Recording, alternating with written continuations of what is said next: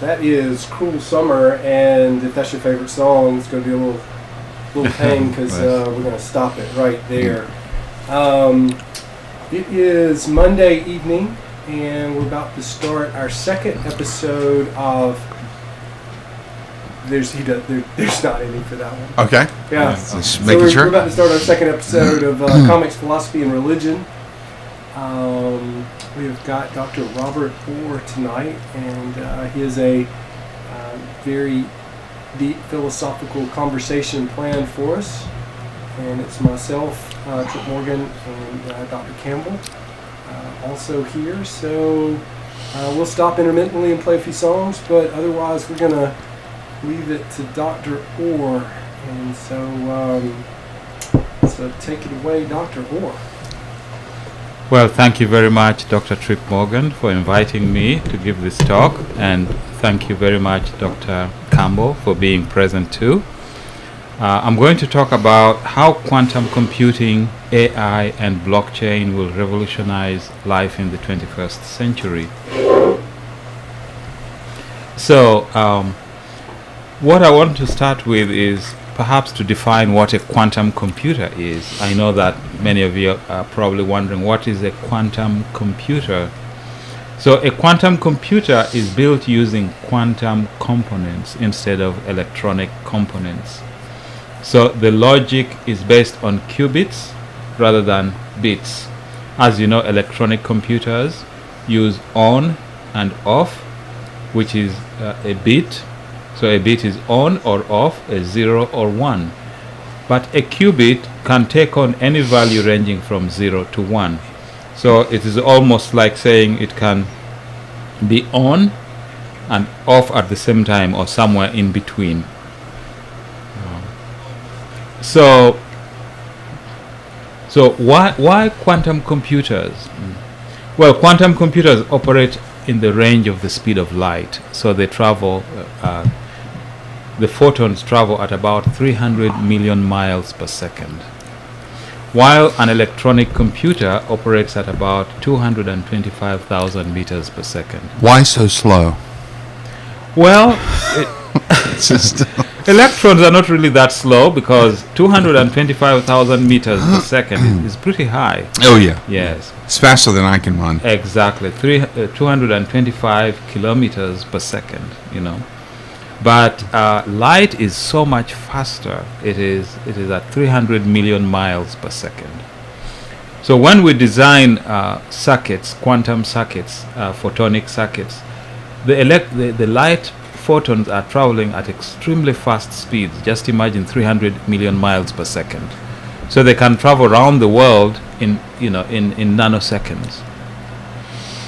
And quantum computers also use the laws of quantum physics, while electronic computers use Boolean logic.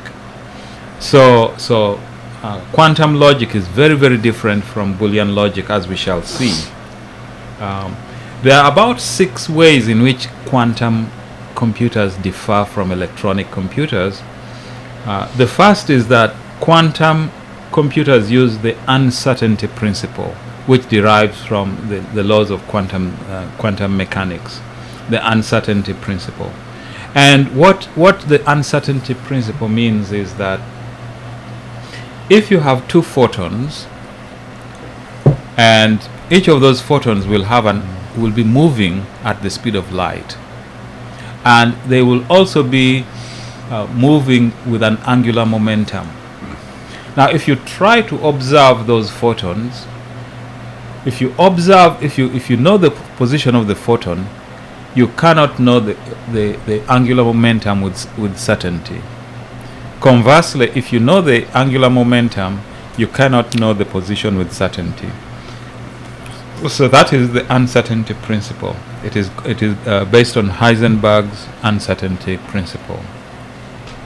Now, there is also the idea of quantum superposition. So what quantum superposition means is that a photon can exist for instance, an electron is either on or off. So that's why, if it is on, then electrons flow. If it is off, electrons don't move. But the quantum superposition is different. It can have values between on and off, and even values in between. It can have values between 0 and 1 and values in between. So it can take on a value like 0.8 or 0.6 or 0.3. So we refer to this as quantum superposition. Now, another principle that we look at is quantum entanglement. So where you have two photons, and these two photons affect each other, and it results in a third state. So photon 1 has one state, photon 2 has another state, and then the two interact and result in a third state, which is called the quantum entanglement. Now also there is the concept of quantum tunneling. So if you have an object, a heavy object, and you push it across a hill, according to the laws of classical physics, you need a certain force to push it, and force equals mass times acceleration. So you need a certain force to push it up the hill. Now in quantum mechanics, this is absolutely strange in that a photon can move from one state to another state seemingly without any force acting on it, and we refer to this as quantum tunneling. And then finally there is what is called quantum teleportation. So quantum teleportation is when you have a photon acquiring the properties of another photon instantaneously. And you could have a photon on the moon and then a photon on Earth, and then you spin the photon on the Earth, and automatically the photon on the moon spins as well. It acquires the properties of the photon on Earth, and this is referred to as quantum teleportation. Now it is interesting, of course, when you look at science fiction such as Star Wars, you talk about beaming a person. A person says, beam me over, and they are transported from one place to another location using teleportation. This is the same idea of the instantaneous properties, acquisition of properties. Okay. So of course quantum computers also operate in a parallel manner. So electronic computers execute instructions, in a sequence. So it is one instruction after another. But quantum computers are inherently parallel. So that means that they can execute billions of instructions simultaneously, and this makes them extremely powerful. As a result of this, we are going to see that quantum computers are going to do a lot of things which are very, very amazing. And we shall see that modeled with artificial intelligence and blockchain, they can become extremely powerful and solve so many problems. Now, what is the state of quantum computing today? Quantum computers have actually been built. I think IBM has built a quantum computer called IBM Q, and you can program that computer using Qiskit programming.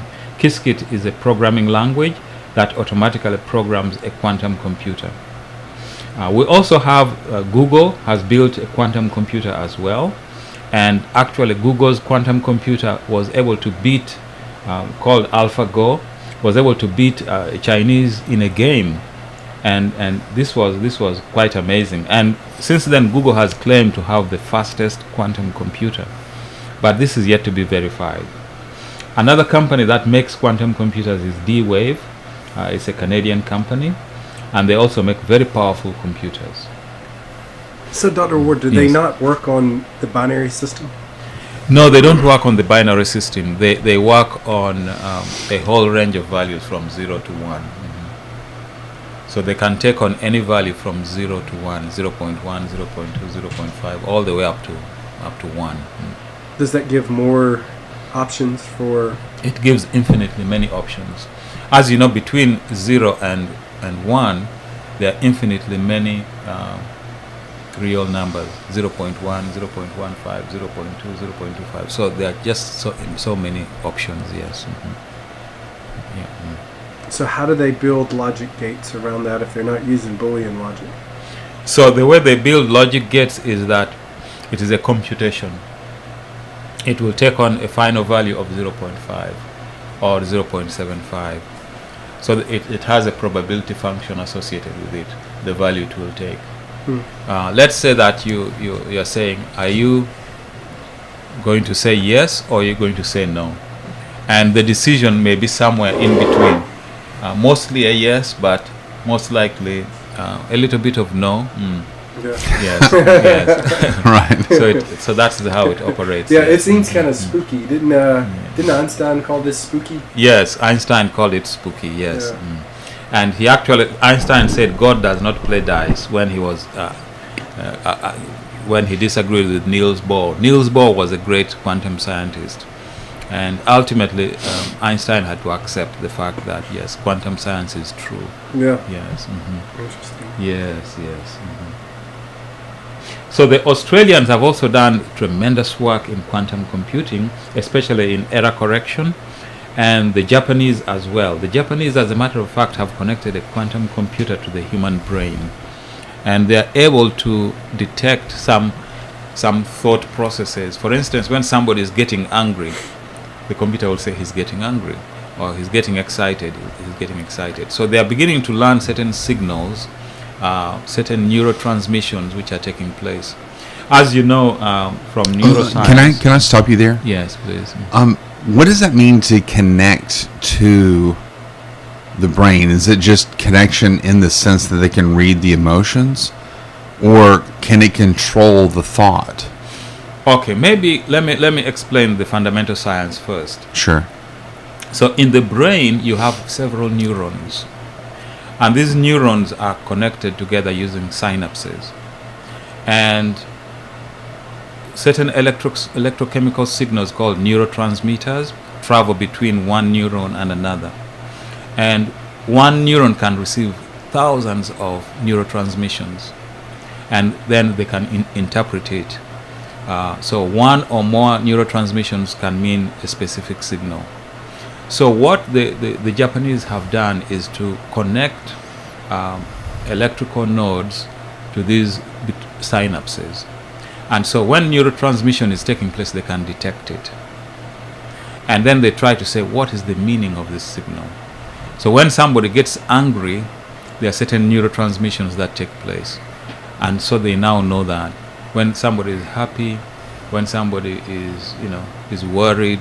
So they are beginning to interpret these neural signals. So the connection is not prescriptive, it's descriptive. Exactly, yes. Now, do we think that, I hope I'm not jumping the gun on the questioning, but do we think that we will get to a point where we can move beyond mere interpretation to actual determination? The actual determination, yes. And within 10 years.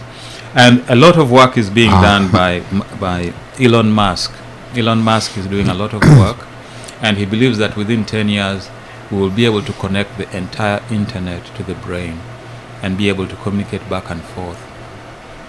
So, in the sense that you could literally download all the content of the internet onto the human brain. Onto the human brain, yes. And so probably not. And so I think I'm a teacher, and so what you're saying is that I need to start looking for another job. No, probably not probably really. not, because I don't think that's the way.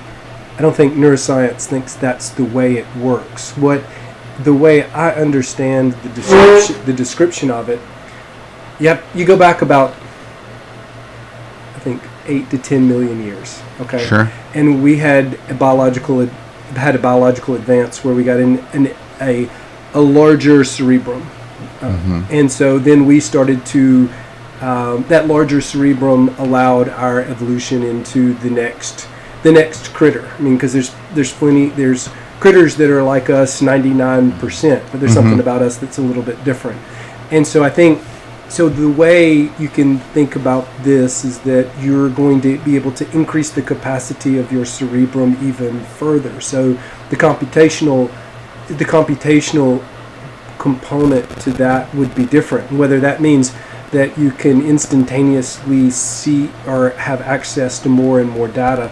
Sort of like, I mean, and it's analogous to the way we look at our smartphones today. I mean, so instead of storage of information, I'm already beginning to lose my ability to remember stuff because I know that I can immediately look it up. And the idea is something and so maybe you don't, and so your input system is your eyes. Mm-hmm. And so one idea is that there's a limited amount of data that you can actually bring in through a visual input system. Right. So what would the secondary part to that be? Will it be a direct communication? And so can you bring in more data quickly and have access to it through some sort of external cerebral?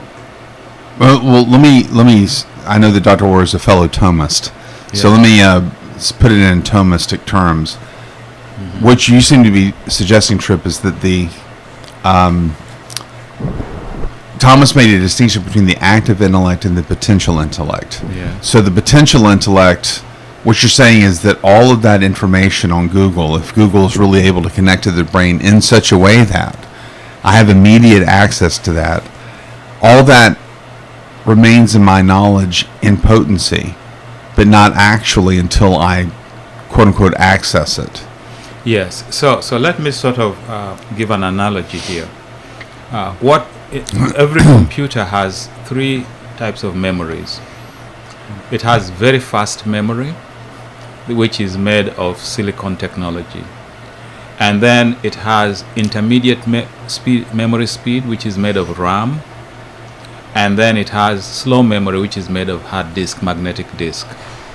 So the very high speed memory can easily put information into the processor, so that say 2 plus 2 and then equals 4 can be in very fast memory. The two and 3 can be in fast memory. Then the addition operation is also in fast memory, and you add it and get 5. But when you have lots and lots of information, you put it in the intermediate memory, in the RAM, and so you then pull that memory slower and then process it. And then similarly, if you have a lot of information, you put it in the hard disk, and it is normally secondary storage, then you can process it much slower. Now the brain sort of similarly works that way. There is fast and quick memory, and that memory seems to be short because you remember things and then you forget them. And then there is intermediate memory where you remember things about a week ago, and then long-term memory, remember things 5-10 years ago, and you cannot remember certain details unless it is refreshed. And then you say, oh yes, I recall now that man shot that gun at 5 a.m. I remember. Sure. Yes. Yeah. So I think that is the way it will be, that Google memory will be probably stored in that kind of third storage, and then it will, if there is need, then it is brought to intermediate memory, and then if there is a need, it is brought to fast memory. Interesting.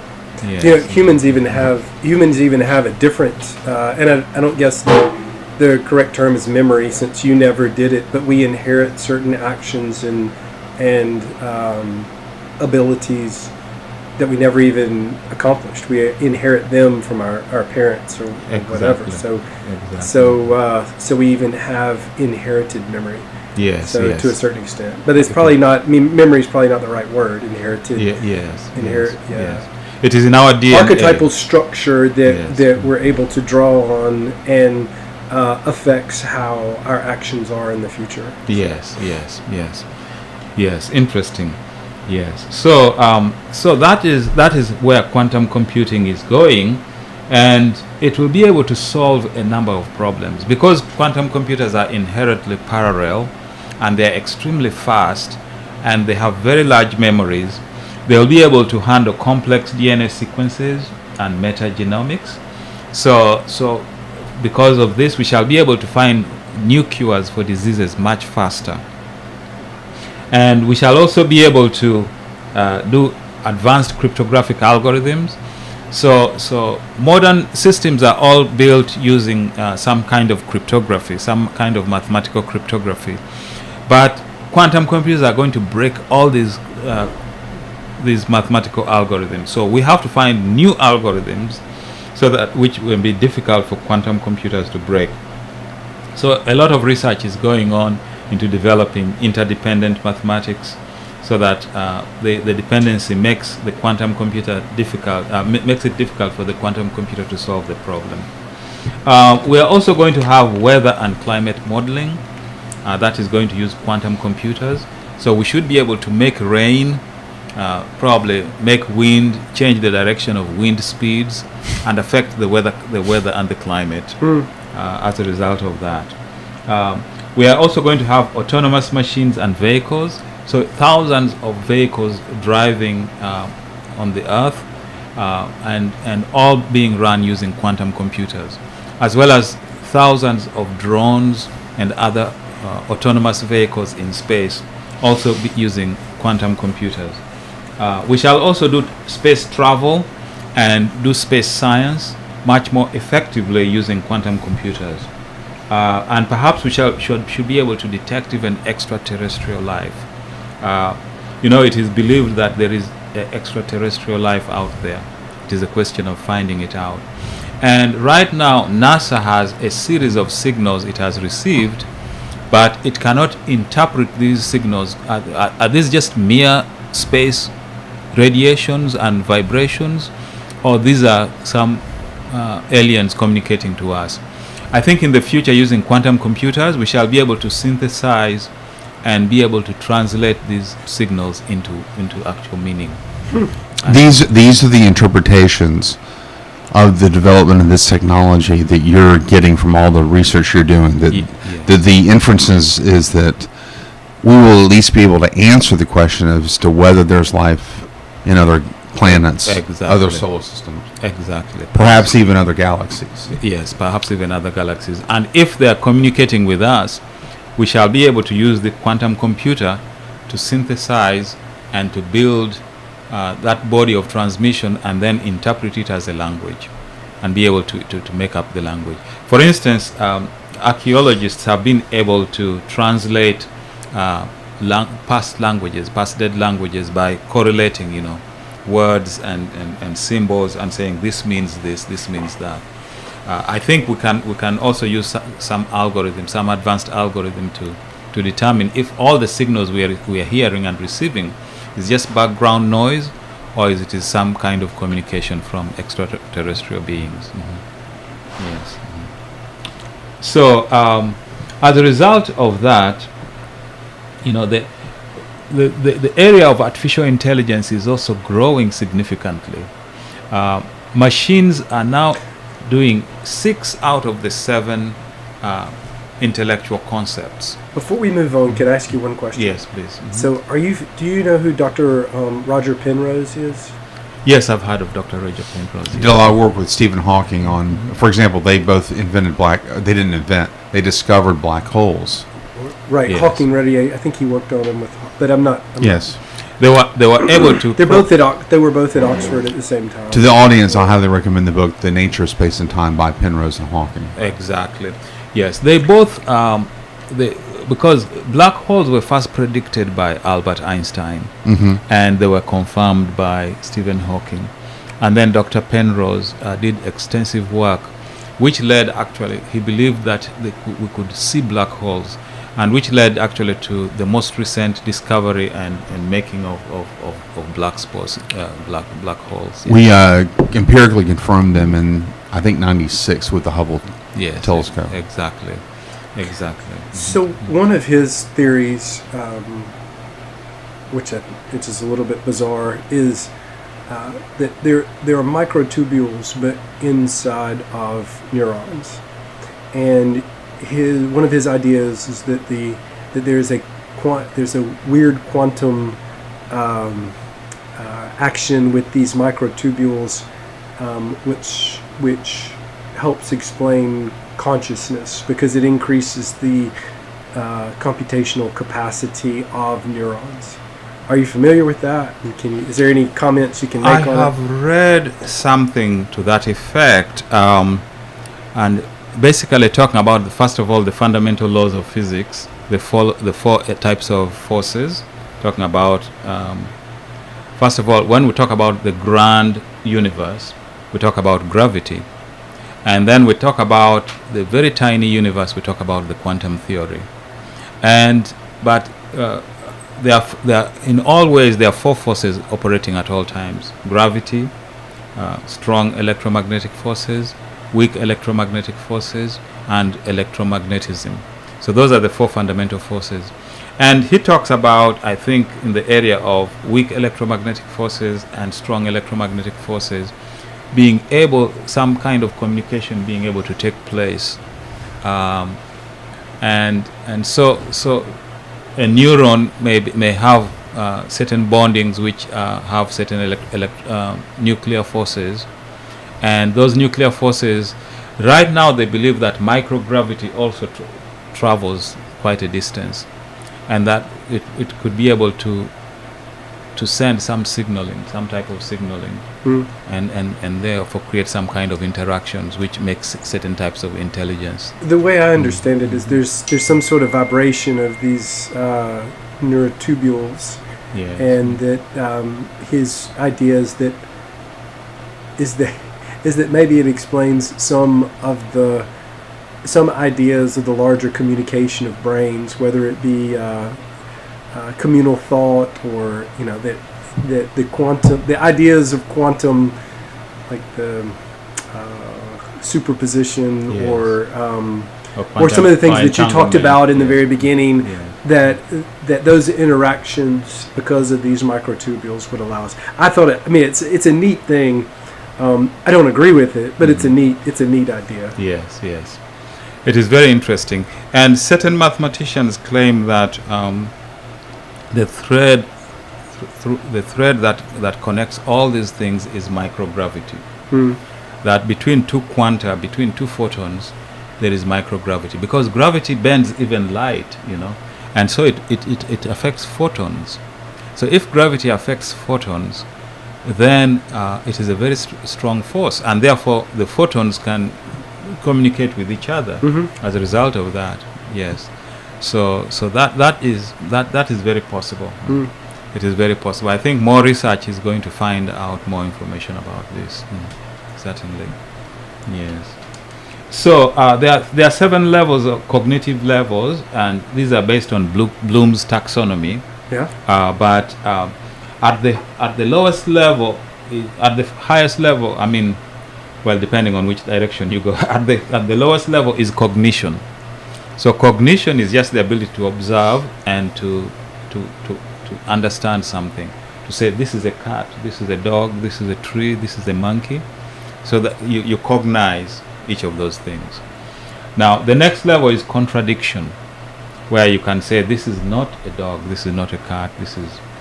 And then the third level is deduction, being able to take two facts and generate a third fact. And the fourth level is induction, where you look at patterns and then make conclusions. The fifth level is recursion, where you the effect of the effect of the effect. A car hits a pole, the pole falls down, hits a man's head, the man starts bleeding, and they rush him to hospital, and then the doctor treats that, and then they say, what caused it? Well, he was hit by a pole. What caused the pole to hit? The car hit it, and so on. So that kind of cause and effect recursively. And then the next level is, of course, inference, where you use statistical analysis to be able to make predictions. And then the final stage is abstraction. And so computers have been able to do all 6. The one that is kind of challenging is abstraction. So they are building abstraction now. So for instance, the ability to compose music, or the ability to like Michelangelo, to create a sculpture, a magnificent sculpture, something like that. But computers, I think, once computers are able to do abstraction, they should be able to think like human beings. I don't agree. Yes. So I think the issue is, and this is there's something called informational integration theory, and Dr. Koch, Koch, I think, and he's Northeast, but he worked with Dr.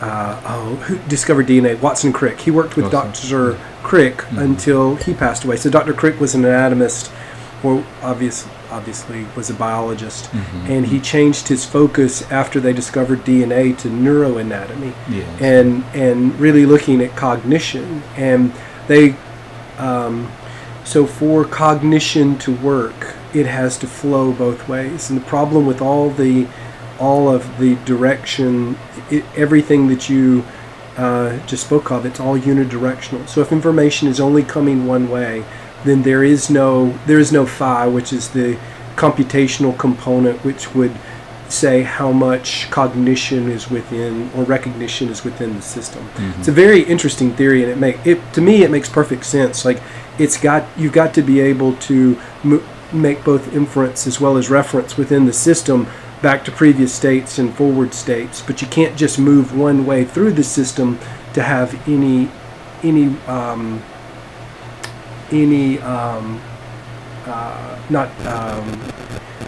understanding, but it's not understanding, any experience. Yes. So the very base of that would just be simple experience, and whether it's a very small, a limited creature, or a smaller creature, as long as it has both that two-way, could have experience all the way up to the experience of what humans have. Yes. Trip, why is it Crick? He spent the rest of his life studying neurobiology. He completely changed. Not only that, he moved from the West Coast to the East Coast. Was his reason behind that? I've heard a lot of naturalistic philosophers say that consciousness is really the last domain of the natural sciences. It's the one thing that the natural sciences can yet explain. Would that be a motive? I don't know. I don't know enough about him to know what his motive is. I've read a lot of Kant's work. I read a couple of his books recently, trying to work on some of my own theories, and so it's.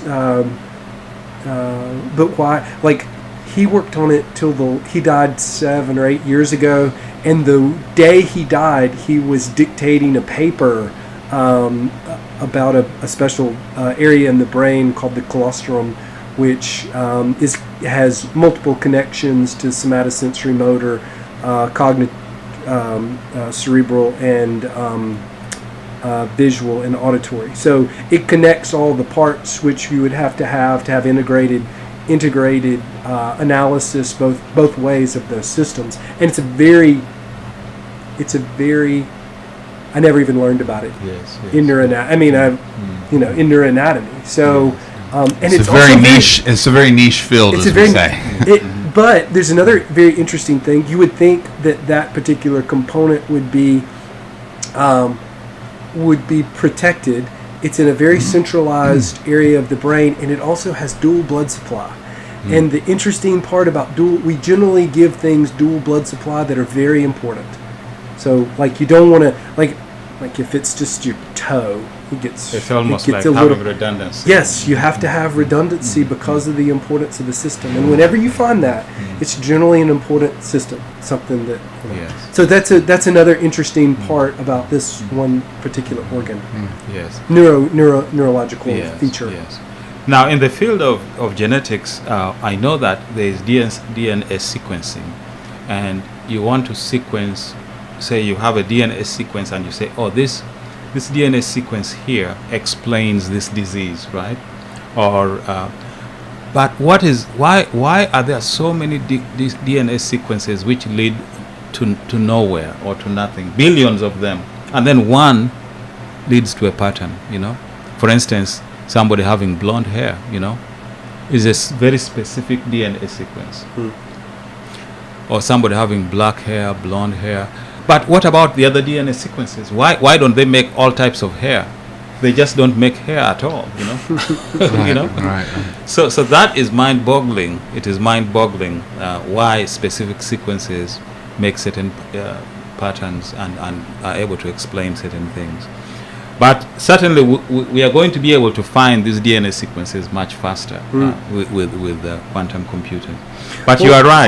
Part of the issue there, and part of the thing that quantum computing is going to solve, is protein folding. Because the three-dimensional structure of proteins is one of their most important components. Exactly. Which is hard to comprehend. But if hemoglobin is not folded appropriately, then you don't transport oxygen appropriately. Exactly. So if you have, so a great example of that is sickle cell disease, and so sickle cell disease is a disease of protein folding, and so it's a one base pair difference. I think that's correct. Usually, and so, or it can be one base pair difference, and so. And so you can have, and then there are different components of that, and that one difference confers resistance to malaria. Yes. And so if you're in an area where malaria is endemic and you're recessive, Yes. you don't generally have the problems with the disease of sickle cell disease, but you get a genetic resistance. Whereas if you become homozygous, then you do have, so it conferred this survival advantage, unless you have both copies. Exactly. But it's protein folding, Yes. and that's part of that's one of the issues that quantum computing, or this computational increase, is going to help us solve. Is how these proteins fold and interact with one another. Yes, exactly. Because you can't. I mean, it's mind-boggling just to think about. Yeah, just to think about it. Yes, and looking for that particular folding, looking for that particular DNA sequence. I mean, you can search billions and billions of sequences, and then you find that one.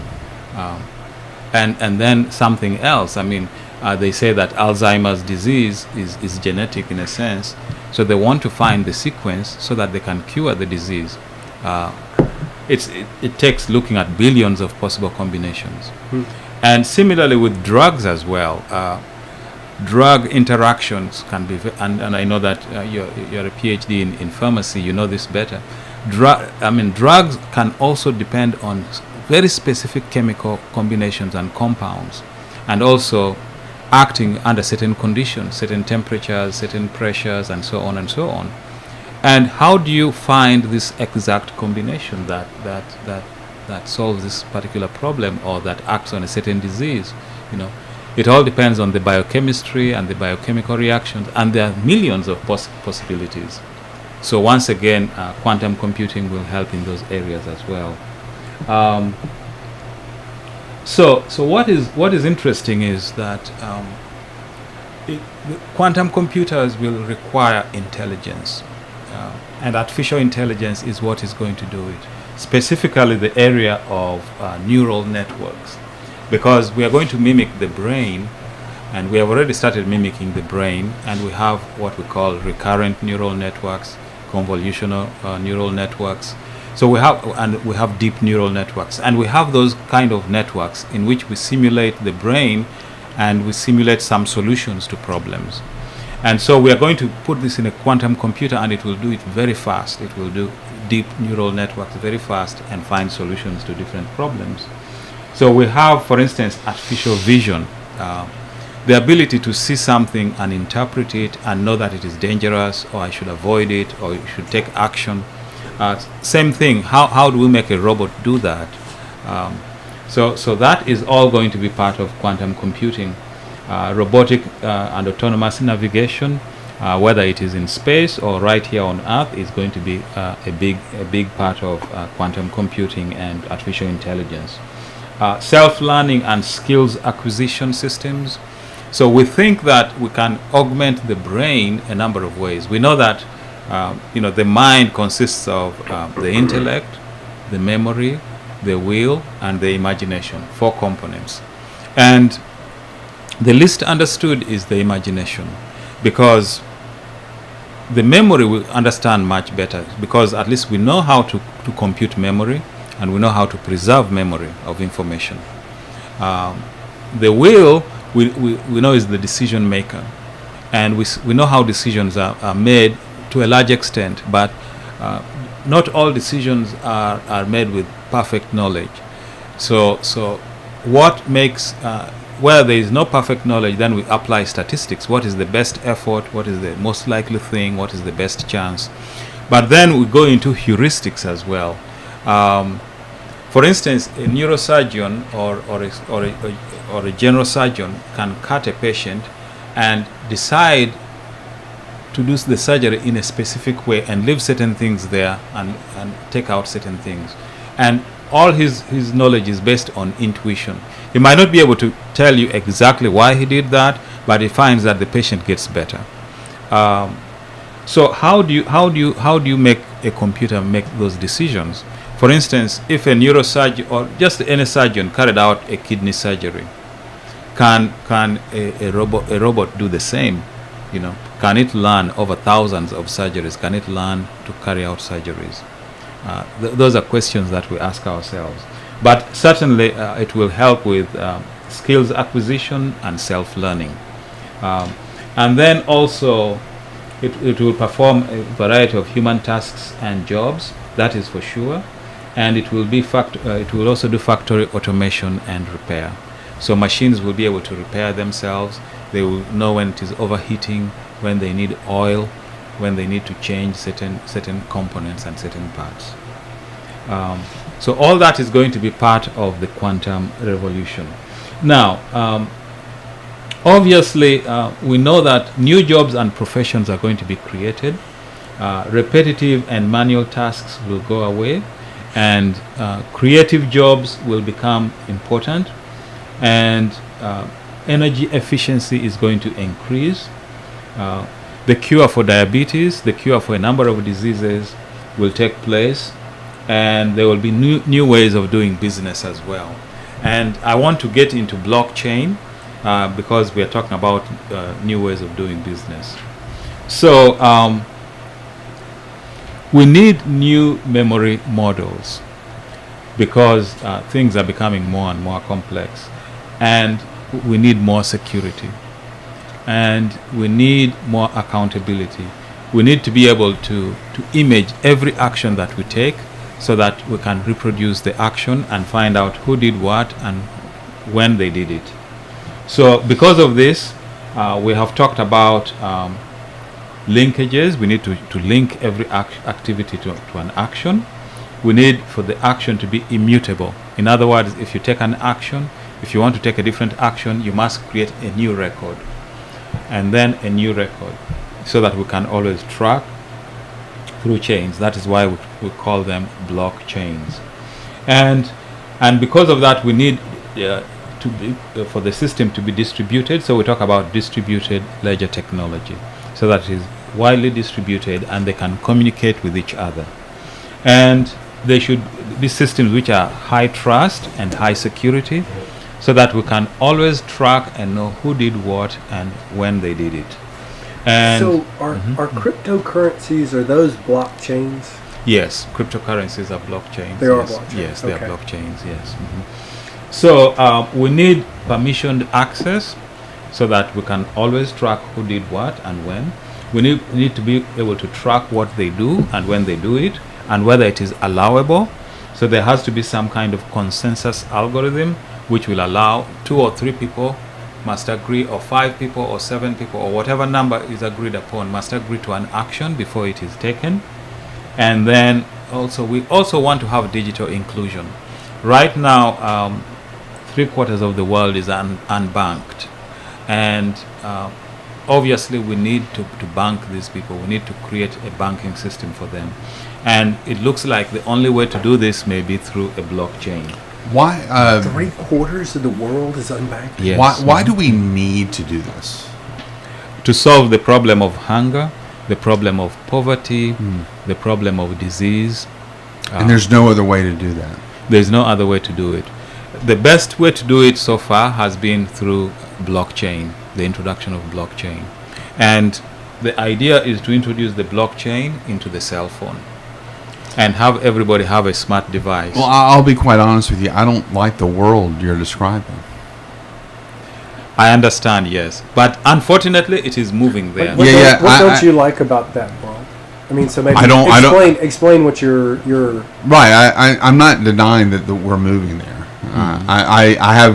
I'm skeptical about whether artificial intelligence will be achieved. On the day that it's achieved, I will have to relent and say it's been achieved. Right. Yes. I have to bow to facts. Yes. But until it is achieved, I will be skeptical. But what I don't like about this is I feel an intense loss of freedom in the world that is going to be created. Because take just the idea that certain interactions, banking interactions, must be approved. Who's going to be the approver? Who tells me what kinds of resources I can and can't get? And I can totally envision a situation in which if you do not subscribe to the narrative of the culture, whatever that narrative is and whatever that culture is, then you will be blocked from being able to achieve food, fulfillment, or whatever you think. So I don't see a whole lot of freedom in this. I see a lot of just further imposition of a narrative that people will have to subscribe to be able to buy into the system, or they will be outside and persecuted because they do not want to buy into this computer system. But as an alternate idea, I mean, right now the only way to move, not the only way, but the only free way to move money in and out of Venezuela is through blockchain and through cryptocurrency. And so it has allowed a lot of, I don't know what a lot is, but it's allowed people there to have access to currency other than the crazy governments that they have. And I think in a certain way that is freedom. And so could this be spreading that to other countries, China, etc., and work as a counter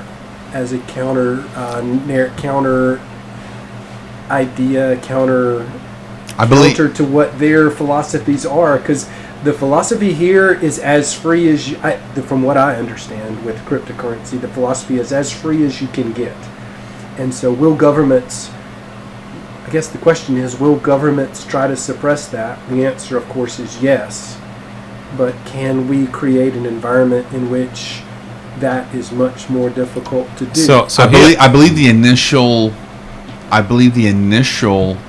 phase of that will be an incredible amount of freedom and good.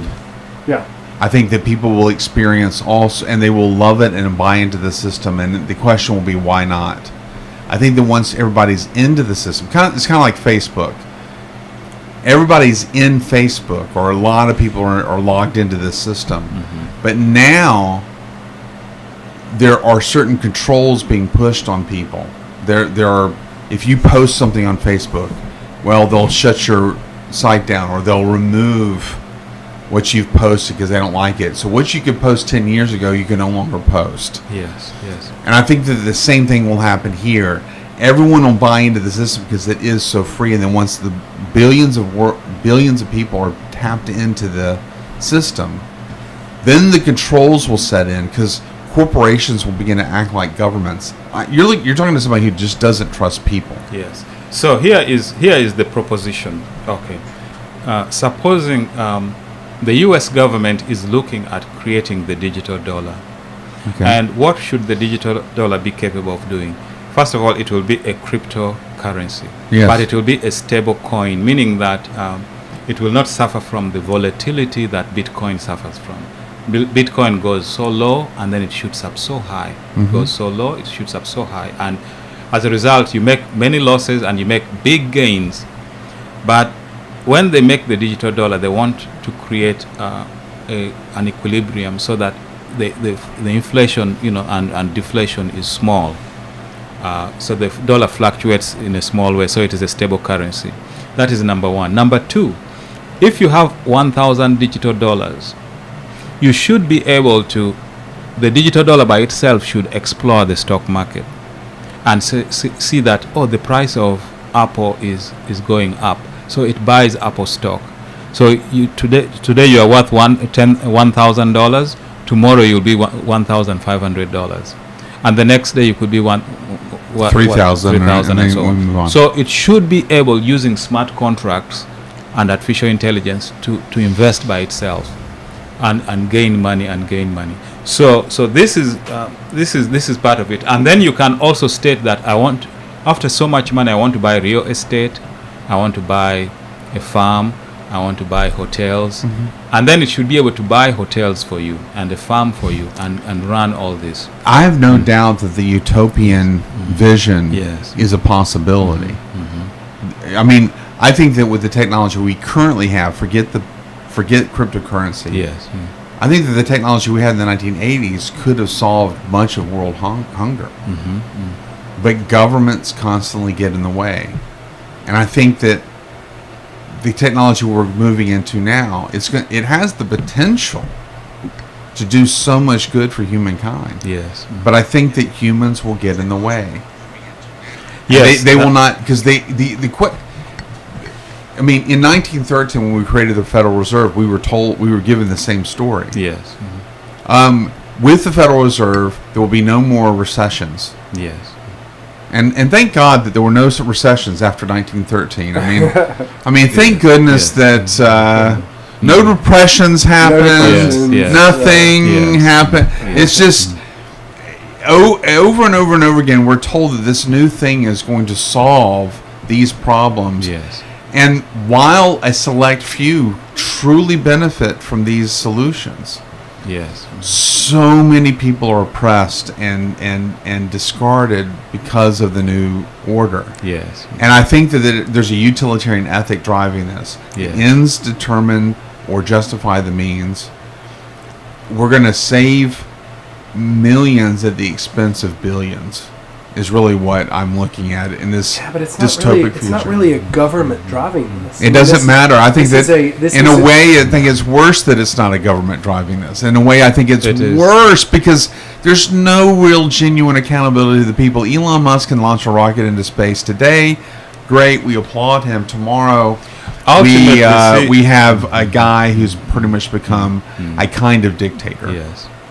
See, what is interesting is that at the beginning of time, man was, quote unquote, completely free. He could hunt his own food. Mm-hmm. He could move around freely. There was no boundary, no border, no country. Eventually, man came into a social organization, Yes. and they began to form communities, Yes. and they began to form community roles. And then all of a sudden, they amalgamated those communities, and those communities became nation states, Yes. and then they became countries. And then, of course, because they had different ideas about the way to run the future, they started fighting amongst themselves. And they fought amongst themselves until they said, let's form a League of Nations. And they formed the League of Nations after the First World War, and they said, no more war again, ever. And they promised us there would Yes. never be another one. Yes. Thank God that after World War I, we never saw any more war. No, just but- like we never. we went and found the Second World War. Well, just like we never saw any recessions after the founding of the Federal Reserve. Yes. I mean, I'm so thankful Yes, for these yes. ingenious So, solutions. So I think that it is going to reduce the problem, because what I see is that, like human health has improved over the centuries, but particularly in the 20th century, there has been tremendous leap. We have wiped out certain diseases, like smallpox, and so on. And we are. I think that it's going to result in all these technologies going to result in the cure of a number of diseases, and people are going to live longer, and people are going to be healthier. But unfortunately, people are still going to die. And unfortunately, the poor will always be with us, but we shall reduce the number of poor people. So I have a question for Yes. y'all. What is y'all's philosophy on what money really is? And I mean it in the deepest sense of that. Besides the bare definition of a medium of exchange, Yes. it is whatever the federal its worth is whatever the Federal Reserve says it's worth. No, I mean just money in general. So- You're talking about money in the Yes. sense of in the United States. Yeah, And yeah. I'm talking about any kind of money, whether it be Well, cryptocurrency or whether it be the definition is it's a medium of exchange. So there are three different value definitions. One is a medium of exchange, where you may want sugar, I may want potatoes, so we can exchange. Then it is a store of value, because I can keep money. Yes. And then it is also a unit of investment, because I can invest the money to grow. So those are the three basic definitions. And of the money. evolution So I think was it's completed by 1776 with Adam Smith. Yes. Mhm. Market capitalism taught us that you can actually grow wealth through investment. Exactly. Yes. Yes. Mhm. Yes. so The wealth of nations. from my standpoint, Mhm. it's and I think of it on two different ways. One, I think it is a medium of sacrifice. It is how much are you willing to do, or how much have you done that you will then return in the future that somebody else's sacrifice. And so we're trading a certain amount of sacrifice of whatever that be, whether it be time, effort, Yeah. talent, treasure, Skill, yeah, yeah. etc., Mhm. etc. Mhm. And it's also a way to um, uh, to move or to push labor. So Yes. it's a way to assign labor appropriately. Yes. So we need X amount of work done, and so there's a certain amount of what I think is sacrifice or Yes. value to that work, Yes. and then you will receive that Some benefit Yes. Mhm. that you can then use when you're not working or when you're not, Exactly. So it's that to be purchased in the future. And to me, when you look at things, it puts a whole new light on what it means to either attain any amount of money, to hold it. It puts it makes it it puts sort of a Christian value on Yes. it, in the fact that it's more related to the work you do, the work you either done or haven't done. It also makes it kind of dirty to get it in a way in which it makes it even more dirty to get it in a dishonest way. Yes. Yes. Because it doesn't because it reflects my sacrifice, but if I've got it in a dishonest way, it represents the sacrifice that somebody else made. So it is theft. Yes. It's it is theft, it's yes. theft of Yes. it's theft of time. It's Yes. theft of treasure. It's Yes. theft of all of value, those of those yes. values. Yes. And so Mhm. I don't like the idea that it's just a medium of exchange, because I think it's so much more than that. Yes, yes. It is definitely a store of value, because you're talking about value. Like if I work in a farm and somebody comes and harvests all my potatoes, which I took 6 months to grow, then that is theft, and they have stolen value from me. They can go and sell those potatoes and make some money out of it. But with the invention of money, I can now possess the value of my potatoes without actually having the potatoes. Yes. But now, of course, money has evolved. But you're possessing somebody else's 6 months of sacrifice to grow those potatoes. Well, the potential, And so- at least, is that the potato grower himself, who may have had the potatoes stolen through the monetary system, can actually keep his wealth even if he loses his actual stock whereby he got the wealth. Is that not the advantage of having a monetary system in the first place over and against just the raw material good of the potatoes? That is the advantage. But I mean, if somebody, now if you sell the potatoes and bank the money, and somebody steals the money from the bank, then they have stolen away. All Yeah, your no, they've efforts. taken my wealth away. Yes, they've taken your. I have secured my wealth. It's more secure than the wealth in the potatoes themselves. Yes. Mhm. However, I'm still at risk. What we're really talking about is the tension between freedom and security. Yes. Mhm. Governments are produced to provide us with a sense of security, because Yes. when we were at the beginning of time more free than ever, Yes. we were less secure than ever. Yes. Mhm. So we've given up through the social contract Yes. a little bit of our freedom In order to gain some security. to gain some security. And I think that the difference even between left and right in politics, the difference is not that one wants freedom and one wants security. Is the question is which is prior, which is your priority? Does freedom come first, and security is there to promote that freedom, or does security come first and freedom is subservient to it? And the question too that I would like to is a fundamental difference in philosophy. The capitalist philosophy, at least from Adam Smith, says that a human being is naturally selfish Yes. and will act in selfish interest. So if if for instance I see that people need food, I can grow food and sell them food because I'm going to make a lot of money. So I grow food. So by taking advantage of the selfish nature of the human being, actually all goods are produced in society, and eventually society is fulfilled.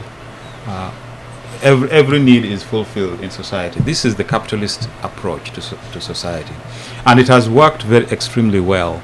Now the communist approach is that the few people who organize labor, who organize capital, labor, land, and means of production, control this means of production, and then they exploit a large mass of people. And because they exploit a large mass of people, the surplus value gained from this mass of people is taken by the capitalist. So what the communist says is you should overthrow the capitalist and create a classless society. So there's only one place where the means of production is controlled. Resided. Yes, yes. The means of production is then controlled by the government, and the government then determines how much production is to be done. But unfortunately, this doesn't work in real life, as we have seen it fail in China, and it failed in Russia. Can you think of any socialist country whereby a Marxist economy has ever worked? No, there's no country at all. Even China had to become capitalist. Yes. Yes. It is practicing state capitalism. And it is going to be capitalist anyways. It is just a matter of time, because people have tasted wealth, they have tasted the power of money, they want private property, and they're going to get it. It's a matter of time. Which is at least a vindication to some degree of Smith's thesis that humans are motivated by selfish interest. Yes, yes. So, so the question then, now the idea that blockchain advocates is that yes, people have self-interest, but what they do, unfortunately, the way the financial system has grown, it has excluded billions of people as a result of this. So what they want to do is to integrate these people into the financial system, into the stock market, into the futures market, into the bonds market, into the options market. And the way to do that is to introduce them to the system by probably having maybe a cell phone, and then building some software where you can trust the person, and their work or value can be integrated into the system, and then they can begin to invest in the system and therefore benefit. But also, in addition to this, we are thinking of medical blockchains. So how will a medical blockchain work? A medical blockchain will have a device like this, and it can measure all your basic health parameters. For instance, your temperature, your pressure, your blood sugar, and other common your heart rate, and so on. And so it should be able to tell you need to see a doctor because you're having a fever, and then you go see a doctor, or your blood sugar is getting high. It looks like you're getting diabetes, or your heart, there's something wrong with your heart. You need a cardiologist, and so on. So we think that blockchains are going to help in those areas. I please understand. I'm agreeing with you that this is where society is heading. Yes. And so it's kind of like it or not, deal with it. Yes. So I think that, this conversation has to be had. I don't think we're the only ones having it. Yes. Everybody and people that are tuning in, the 2 or 5 or hopefully 50 or 50,000 people that are listening to this conversation eventually, need to do some reading on the whole issue, everything from cryptocurrency to transhumanism. Yes. Because that is the discussion. That's where things are heading. Yes. But the other conversation that I think has to be had that is not being had by the Elon Musk of this world, yes, is whether we should go here, whether it ought to be. Yes. And so that leads to my question. Yes. My question to you is, do you think, well, I'll just put it in terms of a proposition, and I just wish you would comment on it. The proposition is that we can envision a future in which there will be various ranges of people that live in the modern world. All the way from those who are totally plugged into the system, whatever that may mean. Like, some people have even, I remember reading a Time magazine article in 2010 or 2011 where Time magazine spoke of transhumanism as a thing. This was probably the first time the modern consciousness, we all kind of became aware of this movement. Yes. And they had a picture of an individual with it kind of looked like a battery sort of plugged into their brain, where they're literally downloading Google content at will. Yes. That's what you were speaking of earlier in your paper. Yes. That's an extreme version of what we're talking about, all the way to say a group of people that want to move away, live on a mountain, and have very limited access to this technology. Maybe a cell phone, but not much more than that. Kind of living like we live now. Yes. So do you see that as being the future, like that range of human beings, all the way from the fully plugged in transhumanists to the what we would now call hillbillies, but it'd be a 22nd century version of a hillbilly who they're not plugged in, but they are plugged in only in the sense that they have their own individual cell phone and so forth. Do you see this? Yes, I see that. There are always people who are going to, based on philosophies of life, there are some people who believe that technology is evil. Like the Amish. Yes. And they will create their own societies and continue to try to live unconnected from technology and unconnected with the rest of the world. But every so often they will require a need. For instance, the Amish people, a child gets a certain disease and needs some surgery. And they're running to the hospital. Then they run to the hospital, and the kid is plugged into all the technology, and they do the surgery and so on. And while they pray as well, yes, prayer is good, and I'm a believer in God. At the same time, it is God who is advancing human civilization through angelic knowledge, through our research. And so I think we can improve always. Now, there are always going to be bad actors. There are always going to be bad actors.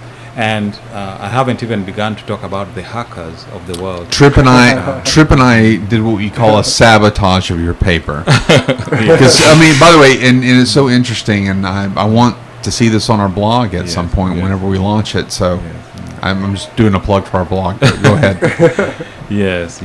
So I think that we are always going to have bad actors. People who are going to, for the autonomous vehicles, which are self-driving cars, there are people who will organize and crash the system, and break the system or hijack systems and then ask for payments. Unless you make a payment, they will not release the system. Right. Well, you're and I hate to keep interrupting, but you're giving the bad version of what I'm talking about. The bad version being the hijackers, the people that are messing with the system. Yes. But I'm also saying that there will be a group of people in the future that will never want. I know people right now, to stop myself mid-sentence, I know people right now that don't want their checking account given to their job so that they get the automatic withdrawal into their checking account. Yes. An automatic deposit from their place of business where they work. They just want that. They want the paper check so they can go to the bank and actually make the deposit. Exactly. There'll be a future version of the people that they don't want the automatic driving vehicle. They want their 68 Mustang that's been recouped over and over again. And so in 2050, you'll still see people driving their own car, even though the majority are doing the automated. So you're agreeing with all of what I'm saying. I agree with you. Yes, I agree with you. Yes, entirely. Yes. So the question is, to what extent is this technology going to be controlled by individuals? Because we have seen Facebook become extremely large. We have seen Google become extremely large. We see Elon Musk growing big, Amazon growing big. What is to prevent somebody else, for instance, building robots and becoming a worldwide company, building all types of robots, maybe agricultural robots that do farming, or robots that do surgery, or robots that do other tasks. And so this person then controls, because once you are the leader in a certain technology, you control it, just like Facebook controls, in a certain sense, controls opinions out there. That's why people are talking about Facebook being bad for kids, Facebook being bad for for politics, because they can influence opinion. Same thing with Google and YouTube and so on. So that is a question that has to be asked. What is AI going to look like? Who is going to control the AI? And should it happen? Yes, it's definitely going to happen. Yeah, no but doubt. I know that. Ought it to? We can't confuse the is with the ought. And Unfortunately, and I don't think that people are asking that question. Ought. Yeah. I mean, it's Bill Burr, the comedian, raised some really good questions here in his last, when he did a stand-up show at the Royal Albert Hall in London, and he said, I'm seeing these shows like on, I think it was on 60 Minutes, where someone was interviewing a robot who had desires and feelings, and Bill Burr's like, haven't you seen Terminator? Haven't you seen 90% of the dystopic movies about the future? Yes. And despite all of it's almost like despite all of those warnings, it's almost like God through these movies is telling us, watch out. Yeah. And we're just not even, we're saying there's no doubt in our minds that we can continue to control this, so we shouldn't worry about it. I would make the argument that none of those movies actually have a conscious computer at its base. Mm-hmm. That's a different discussion. I have a question. Yes. Is there such thing as crypto debt? In other words, the idea, and I mean it because fantastic because I have this scary idea that the cryptocurrency, like almost the authoritarian version of what you're talking about, is that there could be a crypto credit card in which everybody agrees that I suddenly owe Travis $100,000, and nobody wants to do business with me at all. Because one of the issues with crypto, the idea is that you know exactly the value, I know the value, he knows it, and it's constantly updated. So there's no way really to get rid of the idea that you have debt. And so a crypto debt would actually follow you forever. Even into the grave. It might even attach to your kids. Yes. So. Privacy. Yes. Privacy is like, removed in the modern. That would be horrible. Yes. Absolutely. Yes. Yeah, I could totally see kids grabbing hold of that crypto credit card. Yeah. No, they can absolutely. spend crypto dollars, but at the same time, they're putting their parents in debt. Yeah, that crypto debt is suddenly held and can't. And even at the age of 50, I can't get a mortgage for a home because can't be removed. Yeah. Absolutely. Yeah. How could all the information is public. So how about a crazy world in which that's going on? Yes. And it's outside of our normal monetary system too. Yes. So there's no bankruptcy. Yes. Mm-hmm. No, that's why this scares the ever living hell out of me.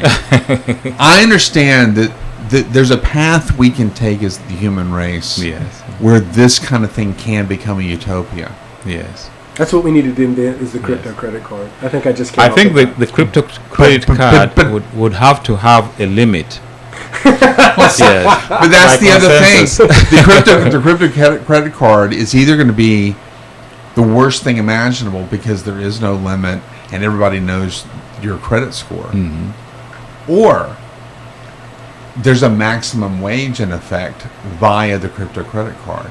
And because there's no privacy in this discussion, Lenin said there's no such thing as a private morality. Yes. And for the Marxists, everything boils down to economics and class. Yes. And that is the dystopia that I see. I'm not judging where you see things, but at least the way you laid it out, you were giving us the potential of so much good that can come. And God forbid that I ever sit by and let a girl die of leukemia if I know I have the means of a cure. Yes. I think that. But I see so much bad things. I think that the issue here is going to the good guys versus the bad guys. I know that you could get into crypto debt, and cryptocurrency, I mean credit cryptocurrency, you could get into crypto debt and you could find yourself in a real hole. But you should be able to stop before you get there. So this is where the smart people have to work for good, you know. And we are relying on this, that there are going to be a bunch of good people who are going to work in this area. And overwhelming, the good people will be better than the bad people as a result of that. Yes. We do live in a world where I experience it every day because I work with teenagers, and there's no group of people that wants to shirk their responsibility than a teenager. And we live in a world where more and more people don't want to take responsibility for their behavior. And so I'm trying to envision a group of my students plugged into this system. Yes. Where they can download anything they want at will, or they can spend any amount of money they want at will. Yes. And I can see the average teenager becoming $100,000 in debt in a matter of weeks. Yes. And I think I think I was being very gracious, extremely gracious to. And then forget that. Think of the 40-year-old who just gets that high off of a purchase. Yes.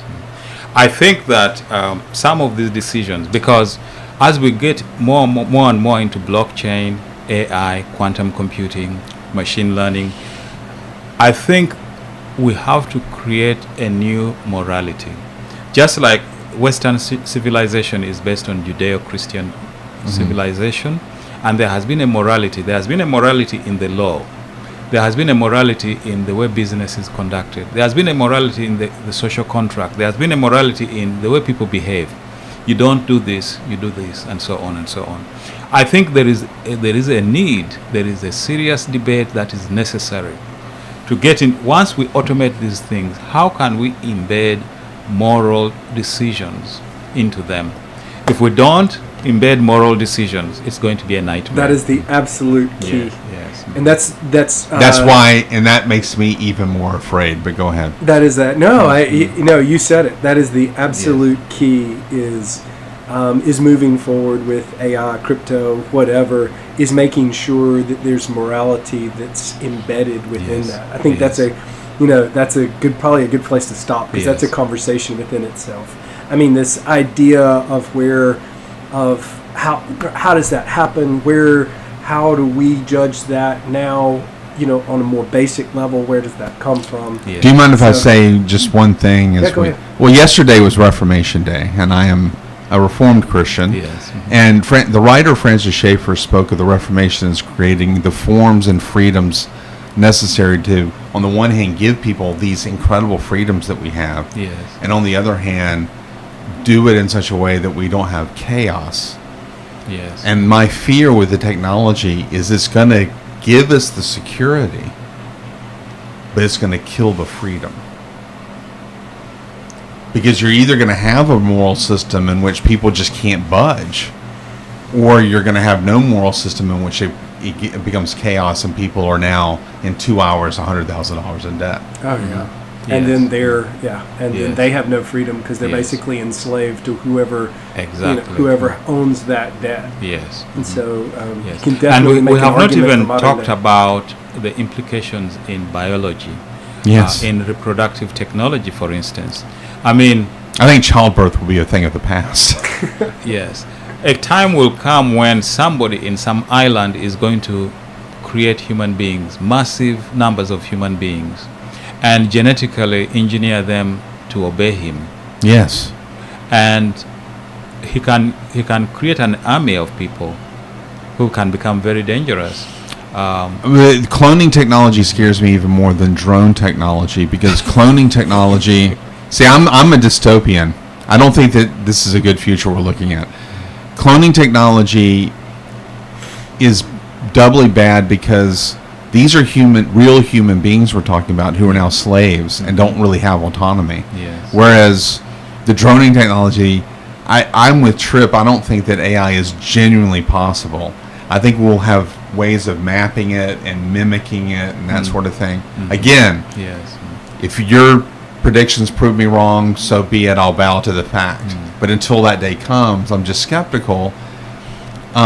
So I don't really care about the moral status of a drone, but I do care about the moral status until drones have to make decision on striking somebody on their own. Right, and I agree with them. I am concerned about the moral use of a drone. Right. But the moral status of a drone, I'm whether or not you turn it on, turn it off, does it? But a clone, yes, is going to be a human being. The person will have 46 chromosomes. He will be me. Yes. And he will be an automaton, just like you said. Yes. Some guy on some island, Dr. Moreau, will invent him and then reduplicate him, and next thing you know, we'll have a clone war right here on Earth. Yeah. So awesome conversation. Enjoyed everything you said. I want to, like, the idea, and this is certainly something that I'm super interested in right now. This whole idea of whether or not something other than a human being can have experience. And so look at Koch's work, look at Crick's work. Maybe we can have a conversation when Dr. Ajay comes back. So this is Comics, Philosophy, and Religion.